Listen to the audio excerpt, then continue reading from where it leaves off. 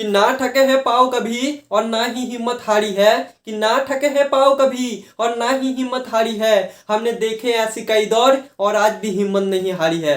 तो जय हिंद, नमस्कार साथियों, केमन आछो? आशा करছি ভালো আছো এবং নিজের নিজের তৈরির সঙ্গে মস্ত আছো। তো দেখো, তুমি যদি একটা ওবিসি ক্যান্ডিডেট হয়ে থাকো তাহলে আজকের ভিডিওটা শুধুমাত্র তোমার জন্য। আজকের ভিডিওতে আমরা আলোচনা করব, তুমি যদি একটা ওবিসি ক্যান্ডিডেট হয়ে থাকো এবং যদি তুমি এসএসসি জিডিতে অ্যাপ্লাই করে থাকো তাহলে কি তোমার ফর্মটা বাতিল হয়ে যাবে, পুরোপুরি রিজেক্ট হয়ে যাবে, না তুমি চাকরি পাওয়ার পর তোমাকে চাকরি থেকে বার করে দেবে? তো আজকের ভিডিওটা বিশাল ইম্পর্টেন্ট হতে চলেছে। ভিডিওটি প্রথম থেকে শেষ পর্যন্ত দেখো, ছোট্ট একটা ভিডিও হতে চলেছে, তোমার সমস্ত ডাউট ক্লিয়ার হয়ে যাবে। তো চলো যাওয়া যাক ভিডিওতে। প্রথমেই বলবো, তুমি যদি সত্যিকারের ওবিসি ক্যান্ডিডেট হয়ে থাকো, তাহলে ভয় পাবার কোনো কারণ নেই। ঠিক আছে, আজকের ভিডিওতে আমরা অনলি দুটি পয়েন্ট বলবো, দুটো পয়েন্ট জাস্ট ভালো করে মন দিয়ে শোনো, তোমার সমস্ত ডাউট ক্লিয়ার হয়ে যাবে। ঠিক আছে, এই দুটো পয়েন্ট জাস্ট ভালো করে শোনো, তোমার সমস্ত ডাউট ক্লিয়ার হয়ে যাবে। এক কথায় 2010-এর আগে তোমাদের ফ্যামিলির কারো না কারো ওবিসি সার্টিফিকেট থাকা চাই। বুঝতে পারলে?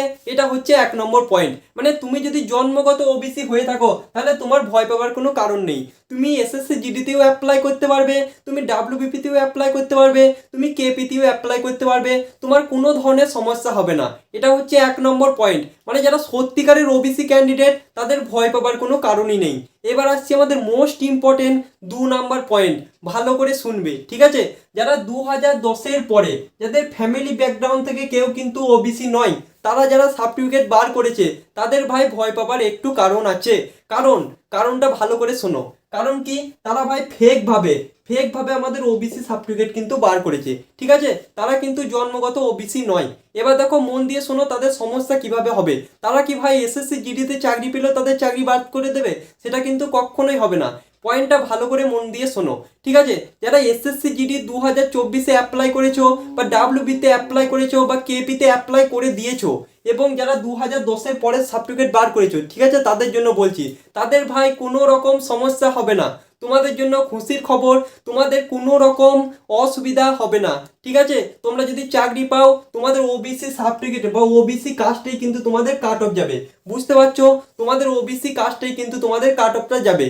কিন্তু একটা কথা মন দিয়ে শোনো, এসএসসি জিডি 27 তারিখে যে ফর্ম ফিল আপটা বেরোচ্ছে, মানে আজকের পর থেকে আবগারি বলো বা বিভিন্ন ধরনের পোস্ট বলো, কেপি এসআই বলো, সেখানে কিন্তু তোমার আর ওবিসি ফর্মটা কোনো রকম কাজে দেবে না। তাহলে আমরা কিসে অ্যাপ্লাই করব?